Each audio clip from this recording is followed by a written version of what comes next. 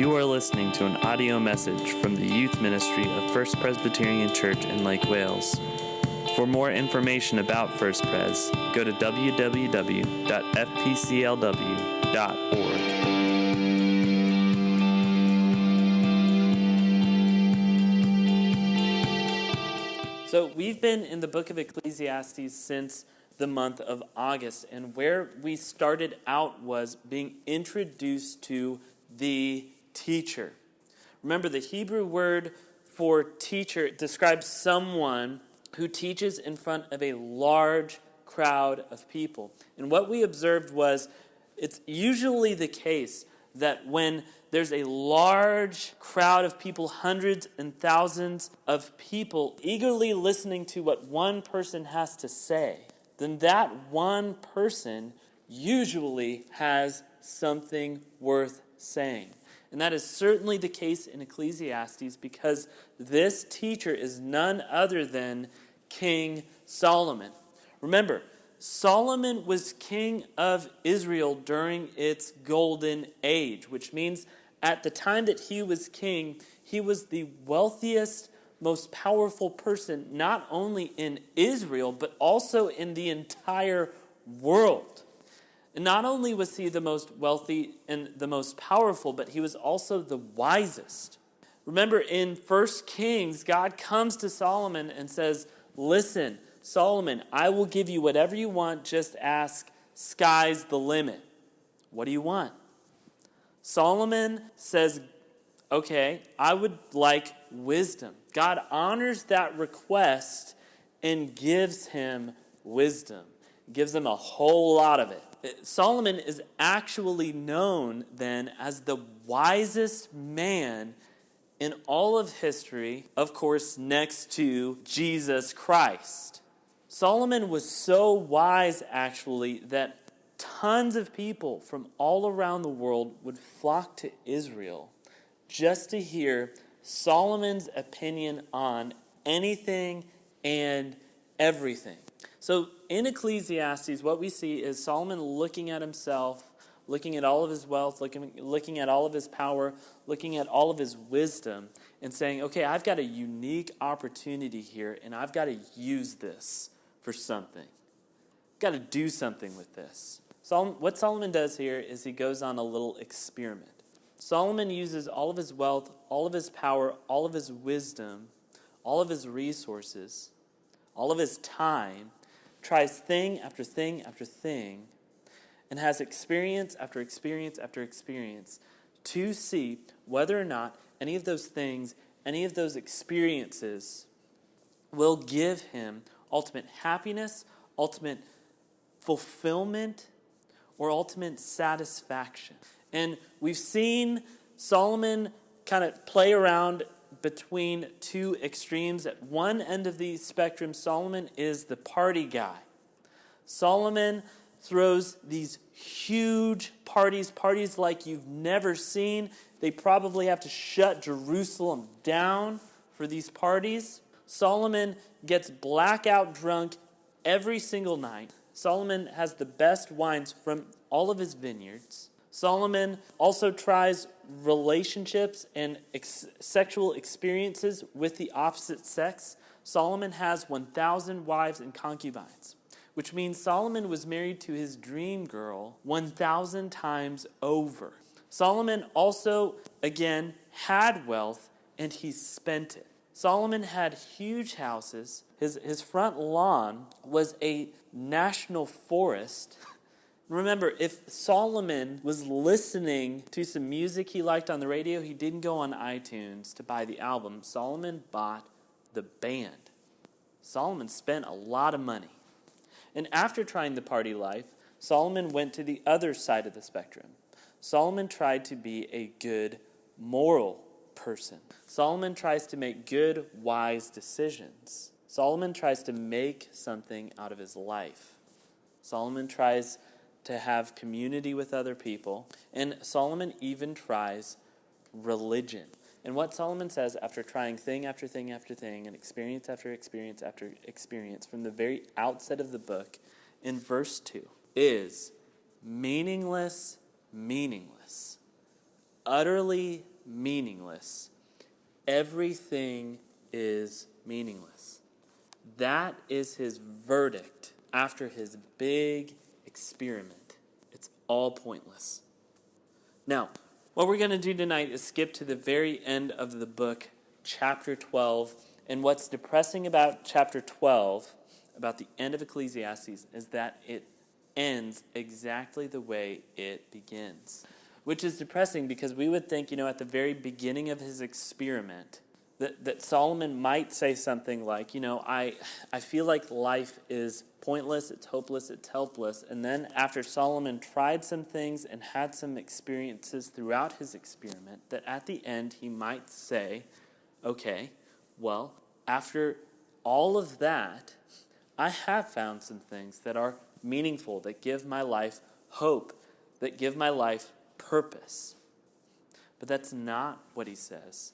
At the end of Ecclesiastes, chapter 12, verse 8, these are the last words Solomon says about everything that he tried and everything he experienced. Meaningless. Meaningless. Everything is meaningless.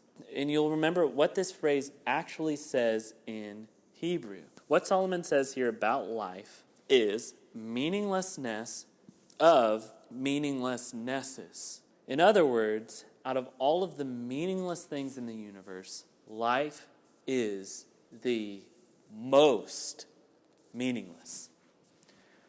Which is kind of weird, right, if you think about it. If you've been paying attention to Solomon's teaching, it kind of seems out of place. It kind of seems confusing because it almost feels like he's contradicting the entire message of the Bible.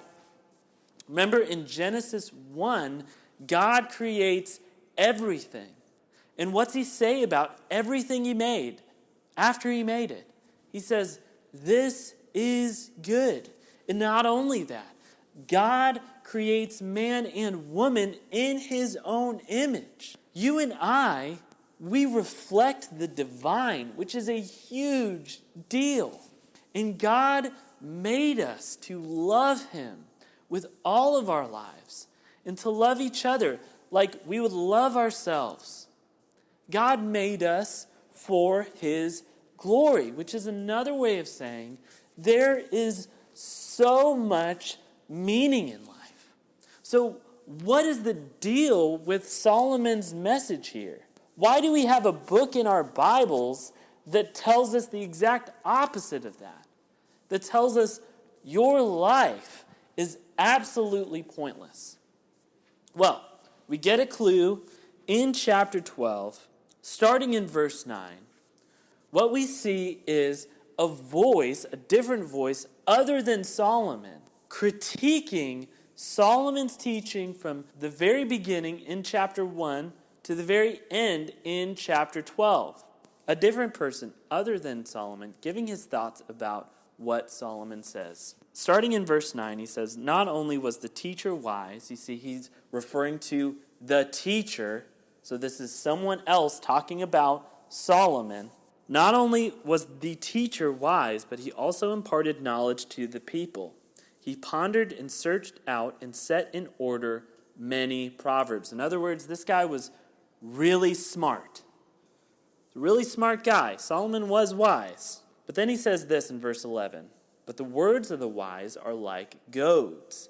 Their collected sayings like firmly embedded nails given by one shepherd. So here's my modern version of what he's saying in verse 11. He's saying Solomon's teaching is like a bat with a bunch of sharp nails embedded into it. Solomon's teaching is like a weapon that was made to inflict lots of pain on people. What this person is saying is Solomon's teaching is painful. When you read it, it puts you in a place of pain, a place of helplessness, a place of hopelessness. Because you start seeing your life in a new way and you start thinking, oh man, maybe my life is repetitive. I mean, what am I doing? Where am I going? And you know what? It's true. I'm just going to die in the end. What's the point of this all? And Solomon comes right behind us and says, yeah, you're right. You are right. Everything you're doing is repetitive. It's pointless. There's no hope for you, and you're just going to die, and that's it. That's painful to hear. It makes us feel like we've got nothing to look forward to in life. It makes us feel like we're here for no purpose. He says in verse 12, "Be warned, my son, of anything in addition to them, of making many books there's no end, and much study wearies the body." Here the person says, do not repeat Solomon's experiment. Don't add to it. You don't need to try everything like Solomon did to see whether or not it will give you ultimate fulfillment or ultimate happiness. Since Solomon tried it and didn't find success, if you try it, you won't either. So don't repeat Solomon's experiment here. That's not where you're going to find happiness. That's not where you're going to find hope or meaning or purpose. Then the person leaves us with this, starting in verse 13. "Now all has been heard. Here's the conclusion of the matter." In other words, here's what life is really about. "Fear God and keep his commandments, for this is the duty of all mankind. For God will bring every deed into judgment, including every hidden thing, whether it is good or evil." What this person is saying is, listen, Solomon was dead wrong. Life is not pointless. Life is not the meaninglessness of meaninglessnesses. Here's the deal. God is going to judge everything that we do, whether good or bad. We have a duty to follow and listen to his commandments. That's another way of saying there is so much meaning in our lives. Everything that we do has so much significance, eternal significance even. So when we see Ecclesiastes through this person's point of view, it kind of helps us to figure out what to do with this book. It shows us some reasons why God put this book in our Bible and what God is trying to show us through the teaching of Solomon. And we're going to look at a couple of those tonight. The first reason is this. In Ecclesiastes, we see what life would look like if John 3:16 didn't exist. If the truth of John 3:16 wasn't real. If you asked Solomon, "Hey Solomon, why were you born?" He'd say, I don't know. I don't know what my purpose is. Solomon, where are you going when you die? Not sure. Solomon, do you believe in God? Well, yeah, I do believe that there's a God, but he's not really involved in my life. And no one really knows who this God is. Everyone has their own guesses and interpretations, and that's what I've got. I've got my own interpretation. But I'm not sure if my interpretation's right or not. We could ask Solomon, what are you doing with your life? Well, I'm trying some things out, trying sexual experiences. I'm trying parties. I'm trying alcohol, substances, or I'm trying to be a good person. I try to do good things.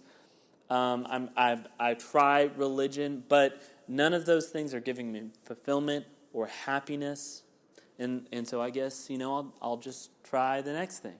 Guys, there are tons of people that you rub shoulders with every single day that see life through the lens of Solomon.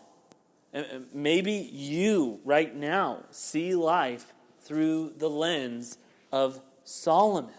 Do you appreciate what kind of hope we have in this short sentence that's so well known to us in John 3:16? For God so loved the world that he gave his one and only Son, that whoever believes in him shall not perish, but have eternal life.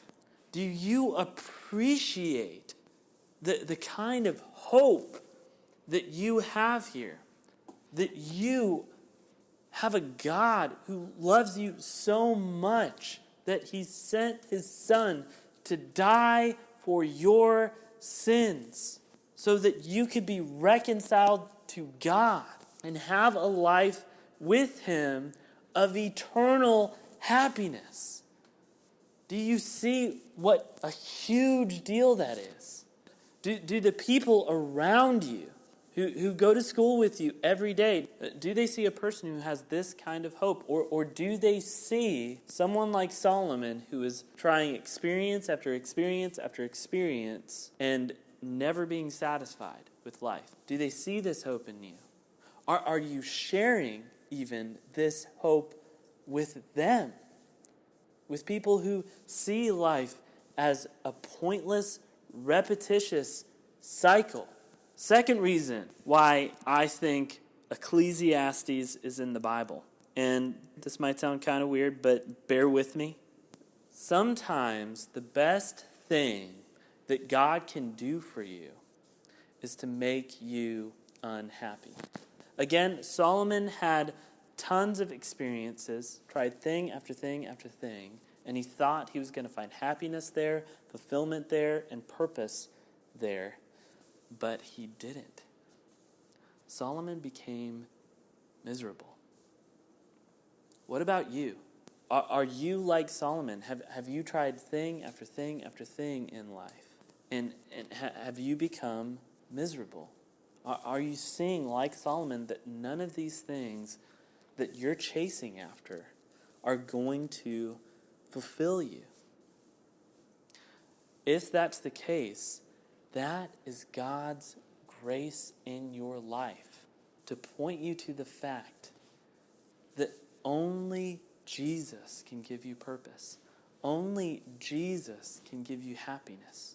A little about me. I came to know Jesus the summer after my 8th grade year. My 8th grade year was one of the worst years of my life. In my 8th grade year, I went on my own experiment like Solomon. I was chasing after things that I thought were going to give me happiness and fulfillment. What I was chasing was what all middle school boys want. I wanted people to look at me and think I was awesome. I wanted to be popular. And I also wanted a girlfriend. But the more I chased these things, the more I realized that they couldn't make me happy. And it wasn't working for me. And so like Solomon, I went to religion.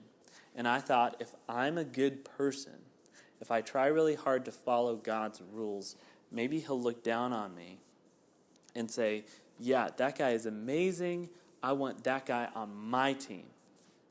But the more I tried to follow God's rules, the more I realized that I wasn't perfect and that God was perfect and that he wanted me to be perfect. And so the more I tried, the more I realized how much I had failed God and how much I was failing God. And so I became even more hopeless. But it was in that time where everything was falling apart around me that God introduced me to Jesus Christ. This Jesus who was perfect for me. I might have not been perfect, but Jesus was perfect for me. This Jesus who died on the cross for all of my imperfections. This Jesus who rose from the dead, all to bring me into a relationship with God that would bring me true happiness, true purpose, true eternal satisfaction. So, is everything falling apart around you? That is God's grace in your life, pointing you to Jesus. So my question as we wrap up our study in Ecclesiastes is, are you living like Solomon, trying to find thing after thing after thing not finding satisfaction in anything? Or have you found your ultimate purpose, ultimate fulfillment, ultimate satisfaction and happiness in Jesus Christ? Let me pray. Father God, I pray for our students. I pray for their hearts. Lord, I pray that you would open the eyes of their hearts to the glory of the gospel of Jesus. Lord, I pray that they would not, like Solomon, try to find happiness and try to find purpose in so many other things other than you, Jesus. But I pray that you would stop them and open their hearts to the gospel so that they could find their true happiness in you. And I pray this in Jesus'